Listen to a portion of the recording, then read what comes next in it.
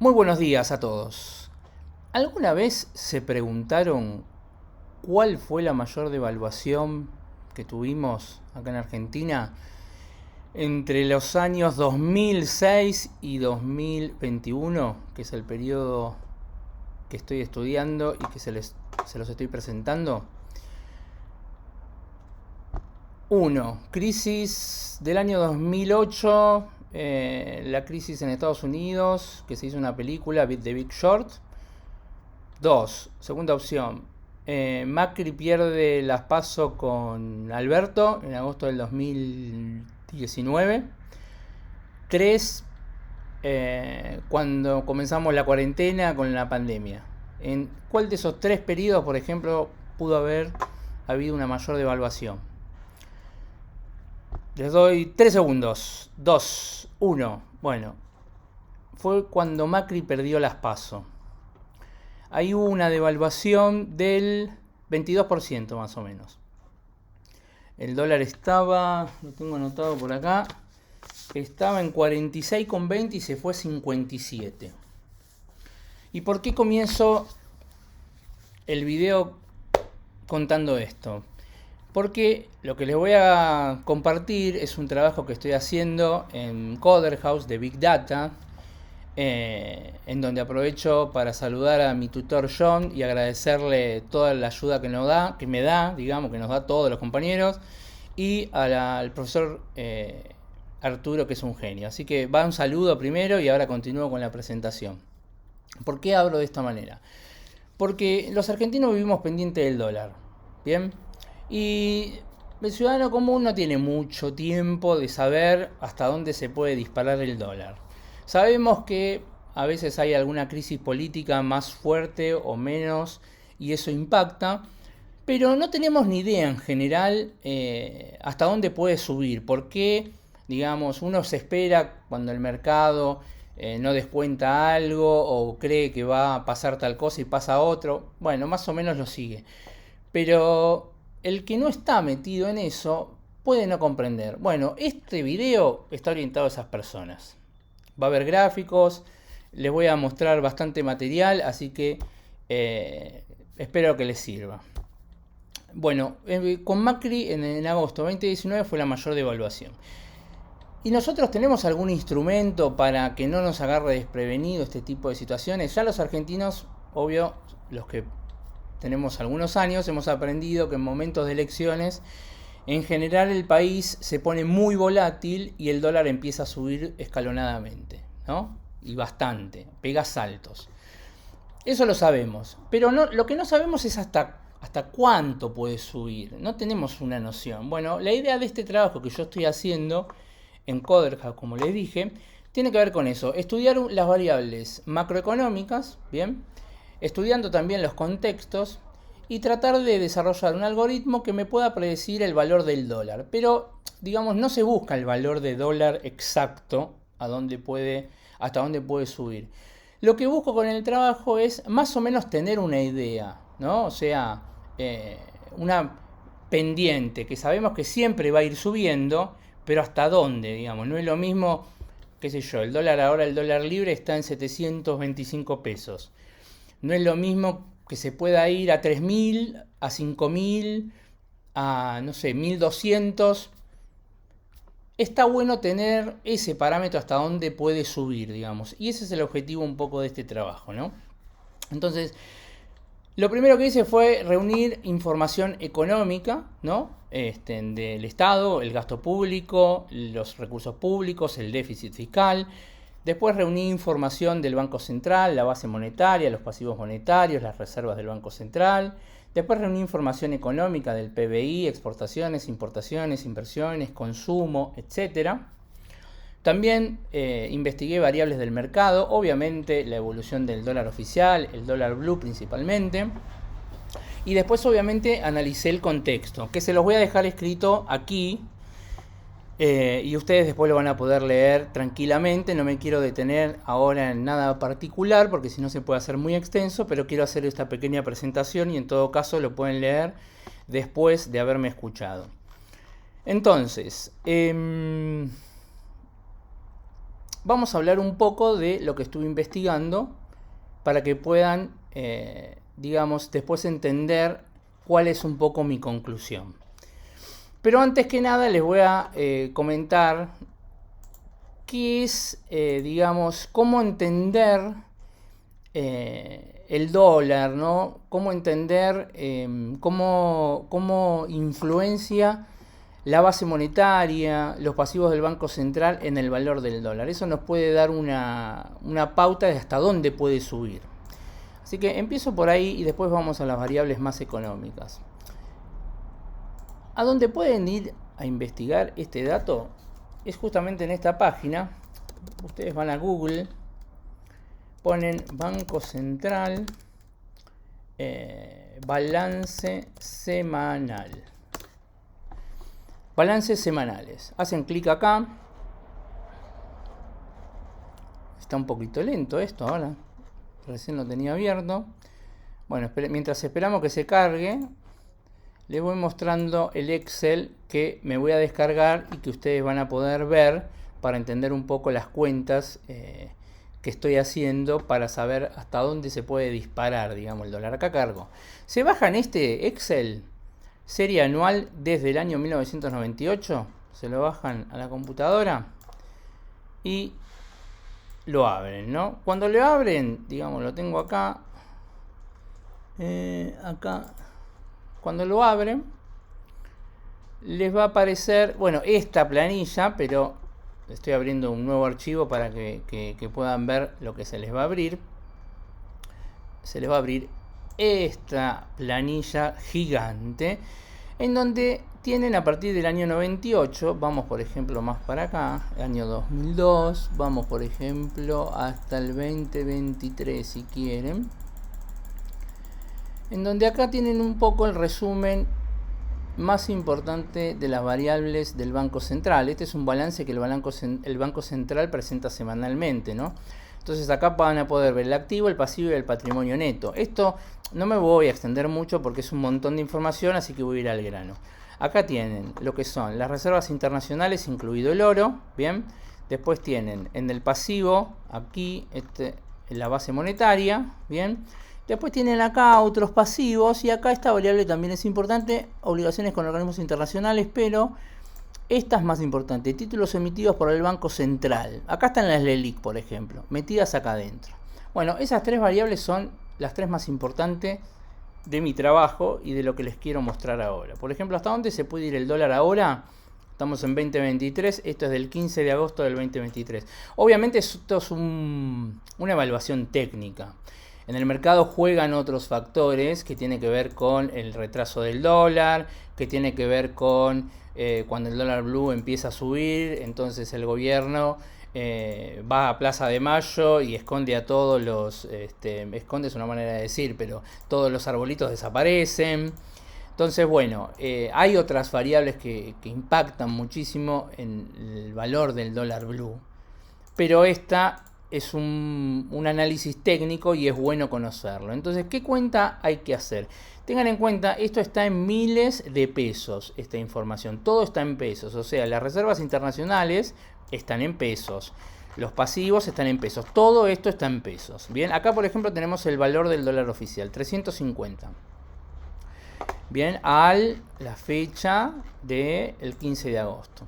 Entonces, lo que hago yo es oro y divisas, que es el total de las reservas del Banco Central, o sea, la moneda extranjera, más el oro, más todo, está evaluada por 8.283 billones de pesos. Bien, esto lo multiplico por 1000, obviamente, y esto lo divido por el tipo de cambio del valor oficial, que es 350. Bien, y me da reservas en dólares al día de hoy 23.000 millones de dólares, que son las reservas que tenemos al día de hoy contando el oro, o sea, las reservas brutas. No son las reservas netas, que es lo que generalmente se habla. Pero es importante igual conocer cuáles son las reservas brutas porque es el total absoluto, digamos, ¿no? Entonces, las reservas totales, digamos, hoy del Banco Central son 23.600 millones de dólares. ¿Y contra qué lo tenemos que comparar? Bueno, lo tenemos que comparar contra la base monetaria, que es lo que el gobierno, digamos el Estado, imprime, que está en aumento. Los títulos emitidos de deuda, ¿por qué? Porque esto también forma parte de la base monetaria, porque digamos, los que estén más interiorizados por ahí con artículos periodísticos, el gobierno emite dinero para solventar el déficit fiscal, pero después emite pasivos a través del ELIC en la gran mayoría de los casos y entonces absorbe toda esa masa de dinero que metió en el mercado. Pero esto es un pasivo y forma parte de la base monetaria, si se quiere, del dinero circulante, ¿no? Lo que pasa es que se llama distinto, porque acá es un pasivo y esta es la base monetaria, en pesos, ¿no? Y acá el último tenemos obligaciones por operaciones de pase, que son otra clase de pasivo, que también yo lo tengo en cuenta para este cálculo. Bueno, la suma de estos tres valores al 23 de agosto, ¿no? Que estoy viendo esto, ¿no? Dijimos, 15 de agosto, es este numerito. Entonces, si yo hago la división entre estos dos, al día del 15 de agosto me da que el dólar blue se podría ir, o un valor técnico podría ser ese, ¿no? 1300, acá se me puso esto, lo tengo que cerrar. Bien, 1371 pesos. Bueno, es como mucho, ¿no? Digamos, o sea, estamos en 750, 725, que se vaya a 1371 o en un salto de golpe es mucho. Por eso digo, el dólar blue también está en sintonía con otras variables del mercado, que son por ejemplo el dólar MEP o el dólar en contado con liquidación. Entonces, digamos, el dólar blue no se va a ir a 1300 pesos y el dólar MEP va a seguir, no sé, en 690 o en 700 pesos. Entonces, si el dólar MEP no sube, entonces, y sube solamente el dólar blue, ahí hay que tener cuidado, no hay que salir corriendo a comprar el dólar blue. Que un poco lo que pasó cuando, digamos, en las últimas elecciones que Milei, digamos, salió primero, el dólar blue empezó a dispararse un montón, llegó a 780, casi pisa los 800, y el dólar MEP no estaba subiendo tanto. Entonces, cuando hay un desarbitraje, un desfasaje ahí tan alto, hay que tener cuidado y no hay que salir corriendo desesperado a comprar dólar blue porque van a perder plata, porque después bajó. Entonces, volvemos a tomar con pinzas, no quiere decir que el dólar tendría que estar en 1300, pero es una idea de que el dólar puede llegar a 1300 de acá a 4 o 5 meses, por ejemplo, o capaz antes, o capaz después de las elecciones de octubre. Digo, es un valor que hay que tener en mente, no se va a quedar en 750 ni en 780, ya pronto va a pisar los 800, entonces es bueno conocer este valor. Y esta es la cuenta que se hace. Bien, se divide el total de pasivos del Banco Central más la base monetaria, que son las filas que yo les pinté aquí, y se divide por el total de reservas, digamos, absolutas, contando el oro, digamos, y obtengo este valor. Ahora, no hay que quedarse solamente con el último dato, uno puede hacer esta comparación con semanas atrás. Y bueno, acá se los dejo, por ejemplo, para el 7 de agosto, la cuenta da 1238. Y para el 31 de mayo me daba 632, un dólar blue de 632 pesos. Entonces, en 2 meses se duplicó, digamos, la base monetaria y los pasivos del Banco Central. Y esto hay que tener mucho cuidado porque puede seguir subiendo y entonces el dólar blue o el dólar libre promedio va a seguir subiendo. Entonces, cuando pasa eso, uno tiene que tomar decisiones, ¿no? De si espera, si tiene que vender, si, lo guarda o se endeuda. En fin, hoy tenemos decisiones muy complejas, pero bueno, tener este dato le va a servir en alguna toma de decisión seguramente.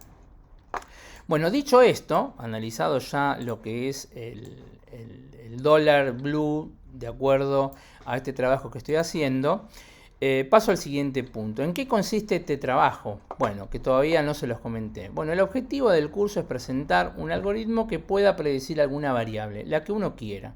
Yo estoy haciendo un estudio económico, entonces me puse como desafío predecir el valor del dólar libre. Bien, como dije antes, no quiero determinar un valor exacto, sino una tendencia hasta dónde puede llegar en contexto con el resto de las variables.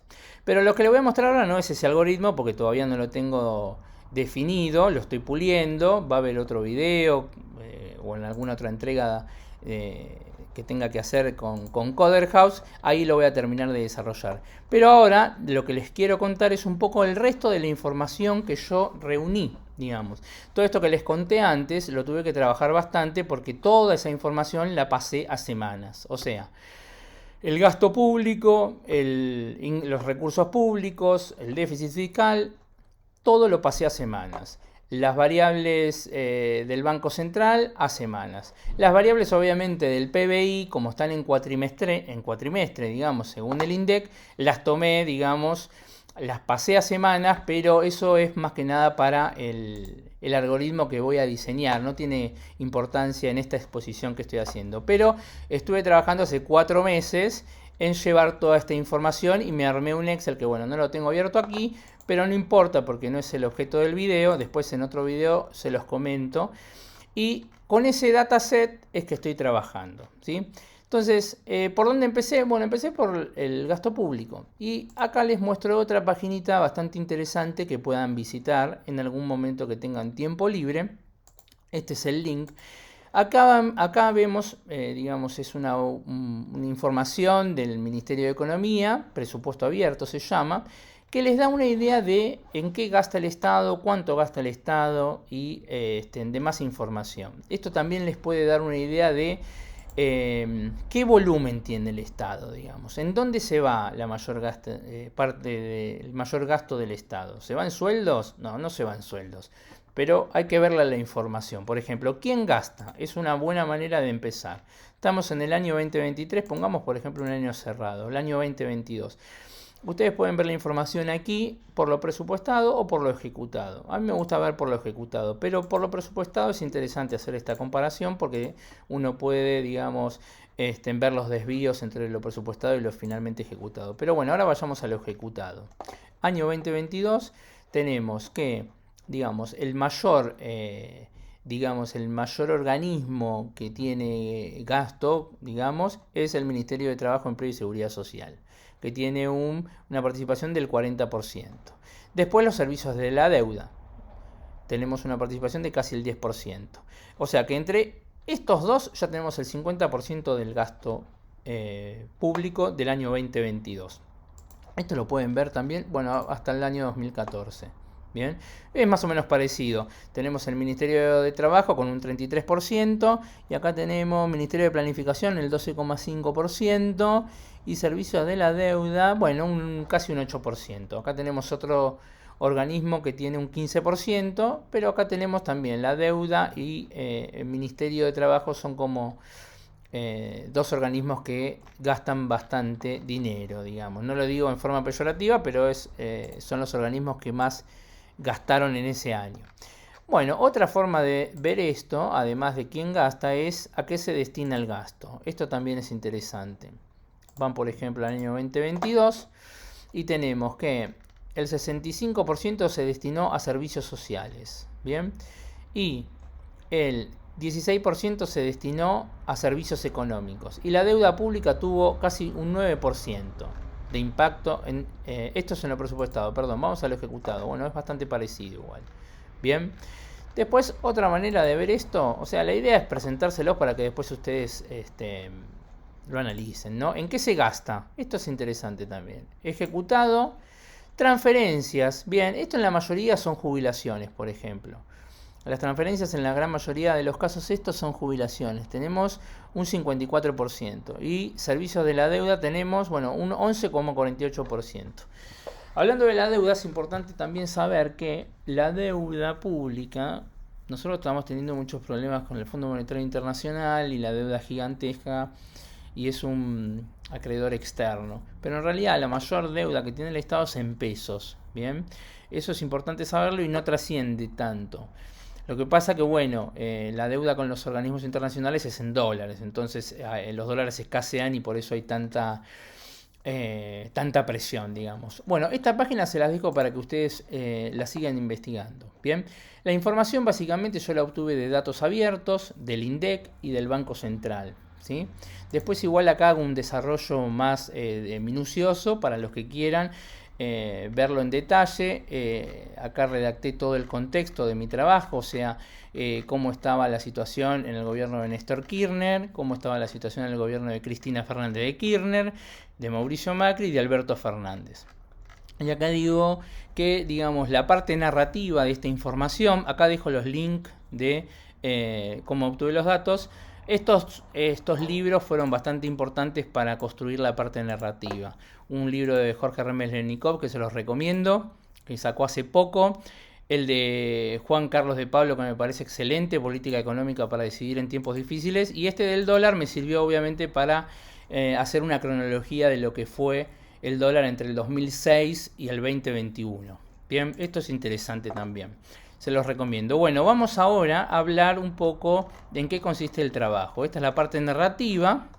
Y utilizando Python, ¿no?, a través de un Google Colab, hice un montón de gráficos. Acá, digamos, expongo la información. No quiero meterme ahora en las tablas porque no se va a entender y aparte no es el objetivo de este video, pero bueno, el que entienda un poco de esto lo va a poder chusmear un poco mejor. Y a raíz de la información expuesta, acá les dejo el link del presupuesto abierto que vimos recién, a raíz de toda esa información que fue la base de datos que estuve armando, hice gráficos, ¿bien? Y estos gráficos es lo que les quiero presentar ahora y con la conclusión final de qué tipo de relaciones encontré respecto de las variables económicas y el dólar libre, ¿sí? Bueno, los gráficos igual los podemos ver desde aquí, que los vamos a poder apreciar un poquito mejor. Acá yo me estoy tapando, vamos acá por ejemplo. Acá tenemos el primer gráfico que construí. Comparación de recursos y gastos por año en miles de millones de pesos entre el 2006 y 2021. Acá podrán ver una pendiente en ascenso. Esto es debido obviamente a la emisión monetaria. Bien, esto está en miles de millones de pesos. O sea, no hice la comparación todavía porque no es objetivo del trabajo en términos reales, o sea, deflactando esto al año 2006, por ejemplo, o llevando el año 2006 al año 2021, habría que comparar si el Estado creció o no. Sí, creció, pero no sé en cuánto porque no lo hicimos, digamos, la cuenta. Pero esta pendiente les puede dar una idea comparando entre recursos y gastos, y acá van a poder ver entre los años 2006 y 2011 fue un gran periodo para la Argentina porque nos ayudaron los precios internacionales de las exportaciones argentinas y una gran estabilidad, digamos. En este periodo, para los más viejos como yo, saben que el dólar prácticamente no cambiaba de valor, estaba en 3 pesos, 3,20, volvía a 3 pesos. A partir del año 2011 empieza un poco el problema, se empieza a ir a 3,5, a 4, después en el 2011, creo que en el 2011 ponen el primer cepo, digamos, y entonces acá empieza la economía a sufrir y ya lo vamos a analizar un poco más abajo, y entonces el gasto ya gana más en proporción respecto de los recursos, que es un gran problema que no estamos pudiendo solucionar. No me quiero meter en cuestiones políticas porque no es el objetivo de este trabajo, pero esto sí es un tema serio para que digamos, el gasto público esté un poco más balanceado. Acá, por ejemplo, podemos ver el superávit y déficit, o sea, superávit y déficit anual del Estado. Acá empieza en cero, esto es todo negativo, obviamente. Pareciera que no había superávit, sí hay. Ahora vamos a ver unos gráficos, yo esto le hago un zoom, pero vean que acá estamos en el año 2010, en el año 2011 empieza. O sea, hasta el año 2011 la economía argentina estaba en crecimiento, de hecho, lo vamos a ver después, crecíamos al 8% anual, es un montón. Y eso nos daba reservas internacionales, nos daba una estabilidad de valores, no había inflación, o había poca, digamos, para comparado a lo que nos pasa ahora, podríamos decir que no había inflación. Un 10% en todo un año para nosotros es, no es nada. Y a partir del año 2011 empieza una caída estrepitosa y bueno, acá la pandemia y bueno, la crisis en el gobierno de Mauricio Macri. Bueno, a partir del 2015 esto cae más abruptamente. Vamos un poquitito, hago un zoom, este es el mismo gráfico que el anterior, pero hago un zoom entre el año 2006 y 2016 Más que nada para que vean esto. Esta caída acá es muy fuerte, ¿no? En el año 2015, del año 2015 al 2016 una caída muy fuerte. Y en el siguiente gráfico acá vemos sí, los superávit que teníamos, ¿sí? Acá teníamos en el 2006 superávit, acá bajó un poquito, pero superávit, volvió a subir y cae en el 2009 fuerte, recupera, casi llega a déficit cero. En el 2010, el 2011 cae un poco y ya después nos vamos para abajo, ¿no? Este es el problema de nuestra economía. Sigamos con los gráficos. Acá tenemos una evolución del PBI entre los años 2006 y 2021 a valores constantes. Está esto en miles de millones de pesos, año base 2004. Bien, año base 2004 quiere decir que tomamos como base el año 2004 para medir el crecimiento del resto de los años que siguen, digamos, ¿no? Entonces acá tenemos entre el 2006 y 2008 un crecimiento, hay una caída en el 2009, volvemos a recuperar hasta el año 2011 y después acá en todo este periodo entre el 2011 y el 2018 no crecimos absolutamente nada o muy poquito, porque lo poco que crecíamos lo perdíamos el año siguiente y así. De hecho, Remeslenikov en su libro dice esto, acá prácticamente no se creció nada. Y digamos entre el 2006 y el 2011 se creció al 8% anual en promedio. Y después acá viene la caída estrepitosa en el 2019 y bueno, con la pandemia en el 2020 tocamos muy bajo, o sea, estábamos casi en lo que fue en el año 2009, por ejemplo. Esto es un decrecimiento importante y ahí después recuperamos, obviamente, el año siguiente. Bueno, sigamos con los gráficos. Producto Bruto Interno, variación porcentual respecto al año anterior. Bien, es un gráfico que tiene una pendiente bastante parecida, digamos, ¿no? O sea, acá crecimos hasta el año 2011, lo mismo, caemos en el año, o sea, caemos en el 2009 y en el 2011 hasta acá y después empieza, obviamente, a fluctuar y caemos de vuelta. Variación porcentual, bueno, acá lo ves por año, digamos. Bueno, ¿cuánto crecimos en el 2005? Y crecimos un 8%. Bueno, eso era el promedio de lo que les conté antes de Remeslenikov. O sea, esta caída estrepitosa del año 2009 está compensado con esta subida y además en el año 2011 crecimos. Entonces, en todo este periodo fue un periodo que se desaprovechó, si se quiere, un poquito en términos económicos, porque acá se podría haber creado un fondo de reserva, digamos, ¿no? Se supone que cuando uno tiene excedentes y una sana economía, es el momento, o sea, los precios internacionales no van a estar para siempre, o sea, siempre las cosas, eso es ley de vida, ¿no? No vamos a estar subiendo siempre, como tampoco vamos a estar bajando siempre, o sea, esta caída que estamos sufriendo ahora va a terminar en algún momento y vamos a resurgir de vuelta. Eso es seguro, las leyes económicas lo confirman, pero lo que sí quiero mostrar acá es que este periodo hubiera sido bueno tener un ahorro, ¿no? Que no se tuvo por decisiones políticas, por supuesto, y después acá nos costó muchísimo, ¿no? Recuperarnos porque, digamos, todavía estamos en caída, digamos, desde 2011 se puede decir que estamos cayendo. O sea, más de 10 años cayendo es bastante difícil, ¿no?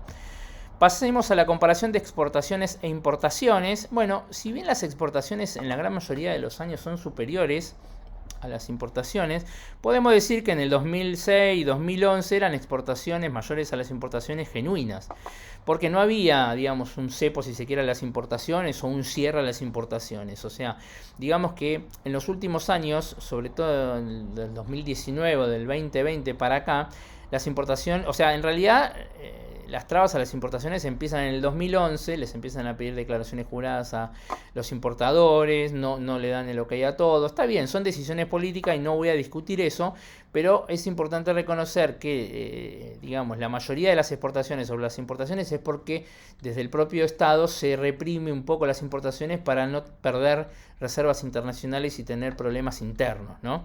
O sea, obviamente lo ideal sería que no sea necesario eso y que la economía sea sana y fluya, pero bueno, nunca es así, hay muchos monopolios también, no es nada fácil mantener los equilibrios macroeconómicos, digamos, ¿no? Pero bueno, es importante sí hacer la diferenciación entre lo que fue el país entre el 2006 y 2011 y del 2011 a esta parte. Bien, evolución de las exportaciones y las importaciones. Este es un gráfico similar al anterior, pero es un gráfico de líneas. Acá tenemos evolución del porcentaje del déficit o superávit sobre el PBI. Este gráfico me gusta. Bueno, acá tenemos la línea 0, ¿bien? O sea que de acá para abajo estamos en negativo y de acá para arriba en positivo. Entonces, en el año 2006, por ejemplo, teníamos un 1% de superávit en relación al PBI. En el año 2007 no teníamos el 1, teníamos un poco más de medio punto. En el año 2008 lo mismo. Acá ya llegamos casi al 1% de déficit fiscal. Acá recuperamos casi como vimos anteriormente y quedamos en déficit cero, pero no llegamos a tocarlo. Y después obviamente el déficit en relación al PBI fue cada vez pronunciándose más y más y más, digamos, ¿no? Bueno, vamos a seguir con otro gráfico. Evolución de la deuda pública entre los años 2006 y 2021, valores corrientes en miles de millones de pesos. Esta curva que ven acá la van a volver a ver en otros gráficos cuando veamos, por ejemplo, la base monetaria, cuando veamos los pasivos del Banco Central. O sea, la deuda pública también sigue una pendiente donde entre los años 2006 y 2011 o 12 estaba relativamente baja y acá sube abruptamente, ¿no? Acá en el año 2006 Néstor cancela con el PBI, mira lo que digo, con el Fondo Monetario Internacional, pero emitió deuda también para cancelar con el fondo, entonces digamos un poco se netea ahí. Lo bueno que fue en esa época, por lo menos desde mi punto de vista, es que uno deja de estar dependiendo de directrices que les manda un organismo externo, entonces eso me parece bastante positivo. Pero bueno, no es que acá hubo una gran disminución de la deuda pública, porque la deuda pública se compone de deuda externa e interna, y como dije al principio, la deuda interna es mucho más importante en términos absolutos que la deuda externa. Lo que pasa que, bueno, la deuda externa tenemos el problema que necesitamos los billetes verdes para cancelarla.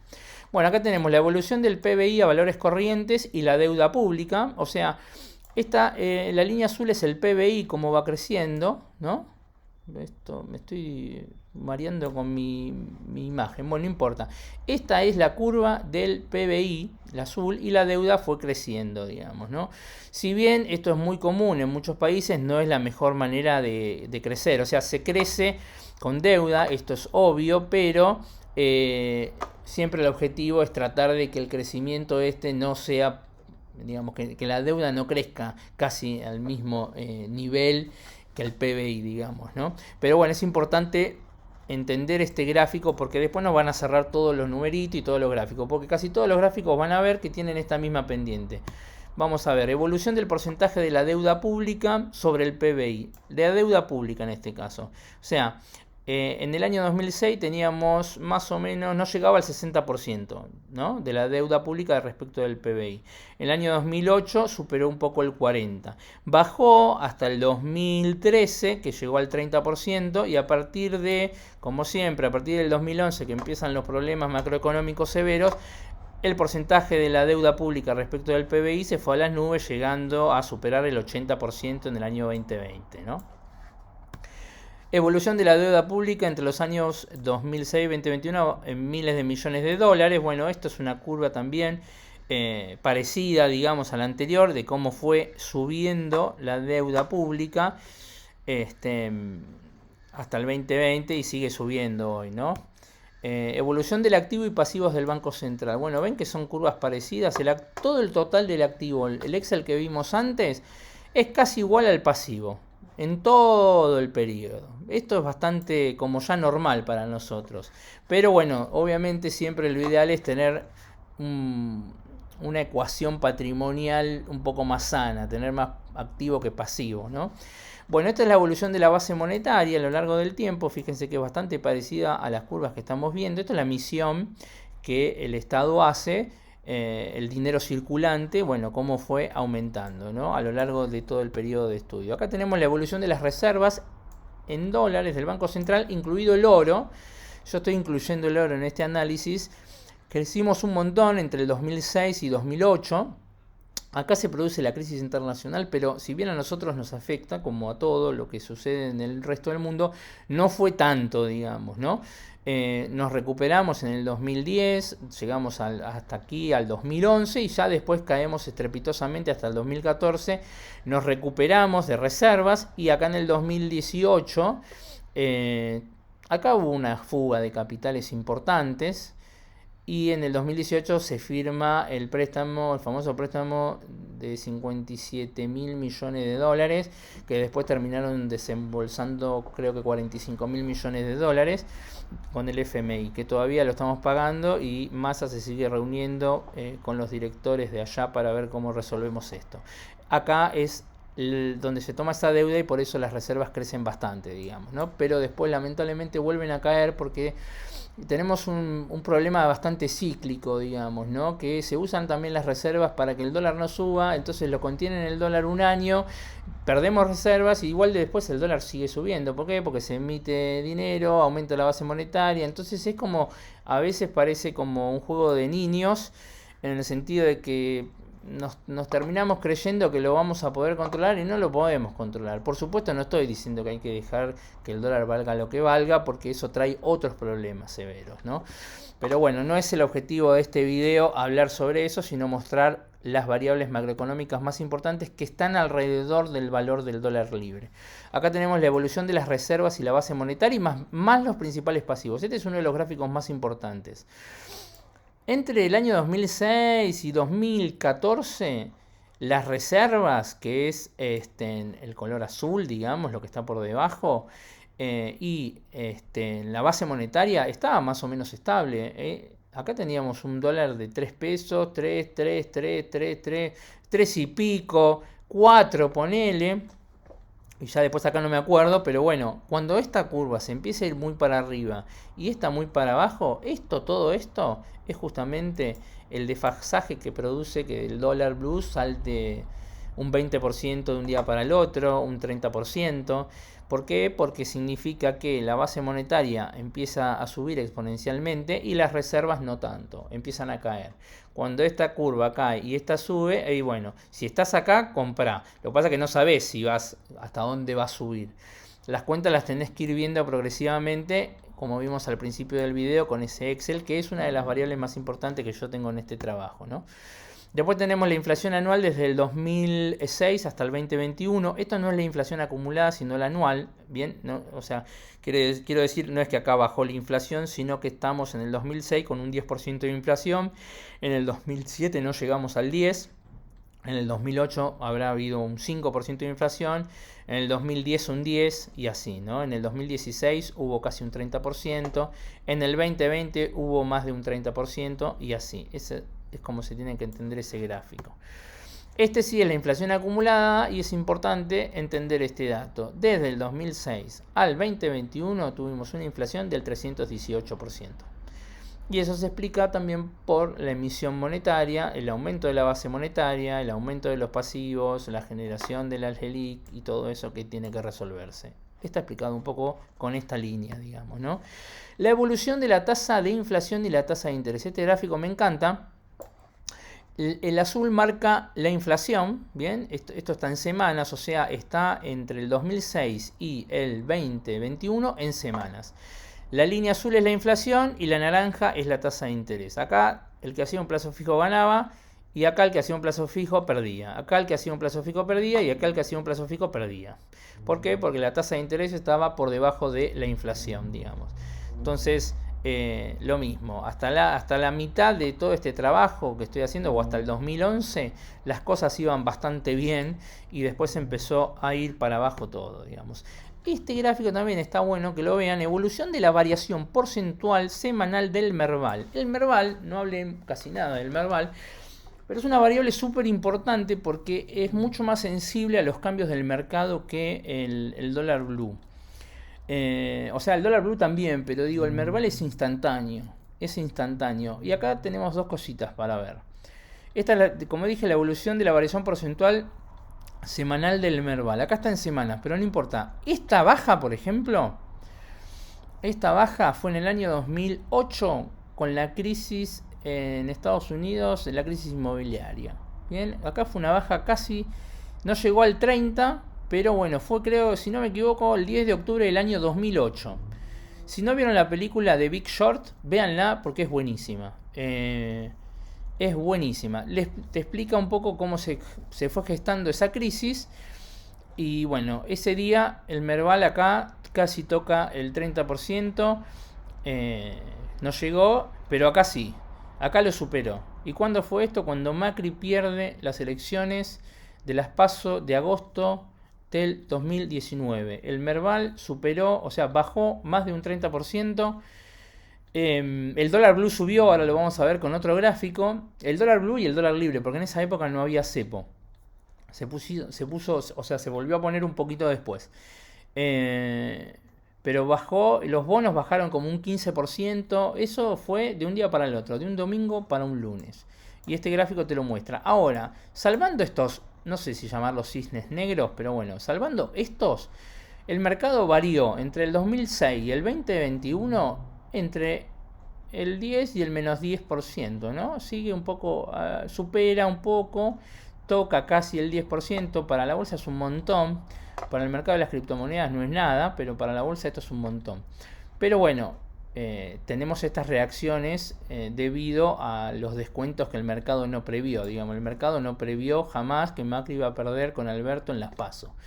Por eso lo que pasó, digamos. Bueno, y acá este gráfico es el mismo que el anterior, pero le agregamos el dólar libre. Evolución de la variación del Merval y el dólar libre. Y acá era lo que yo les decía. En este momento, acá, el Merval se fue para abajo y el dólar blue se fue para arriba. O el dólar libre o el dólar oficial también, porque acá hubo una devaluación del 22%. Fue mucho, fue muy fuerte.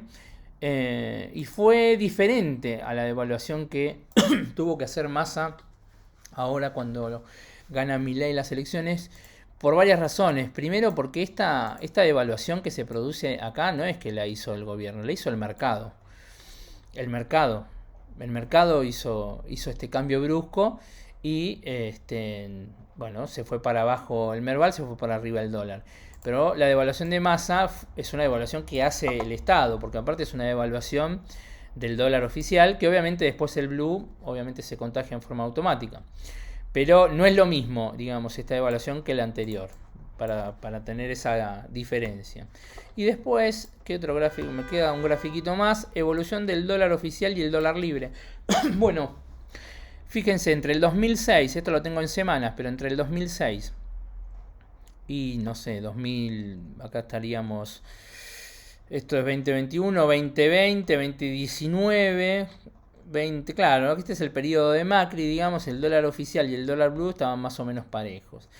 Y a partir de, digamos, el fin del periodo de Macri, porque él después cuando pierde las elecciones pone un cepo, era creo que $3.000, después lo refuerza hasta $200, creo, no sé si fue Alberto ya después, pero bueno, acá vemos una gran, esta es la brecha, ¿no? La brecha que siempre se habla, la brecha entre el dólar oficial y el dólar libre. Y creo que este es uno de los últimos gráficos. Tenemos la evolución del promedio anual del dólar libre. Esto es la evolución del promedio. Bueno, lo mismo. Esto es como la separación de... ¿Vieron los gráficos que vimos antes de la base monetaria que se va para arriba y la reserva del Banco Central se quedan así cortitas? Es parecido, ¿no? El efecto. Para que veamos un poco las congruencias entre los gráficos. Y acá tenemos esto es muy interesante. Es un gráfico de correlaciones. Le pedí a Python que me haga un análisis de todas las correlaciones que puede haber en todas las variables que yo estoy trabajando, que son todas estas.